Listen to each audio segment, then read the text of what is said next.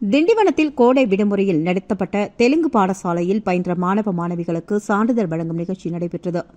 விழுப்புரம் மாவட்டம் திண்டிவனம் ஆரியாஸ் ஹோட்டலில் நடைபெற்ற கோடை விடுமுறையை முன்னிட்டு ராமன் ரெட்டி தெலுங்கு பாடசாலையின் மூலமாக தெலுங்கு பயின்ற 50க்கும் மேற்பட்ட மாணவ மாணவியர்களுக்கு சான்றிதழ் வழங்கும் நிகழ்ச்சி விழுப்புரம் வடக்கு மாவட்ட தலைவர் ராமகிருஷ்ணன் தலைமையில் நடைபெற்றது.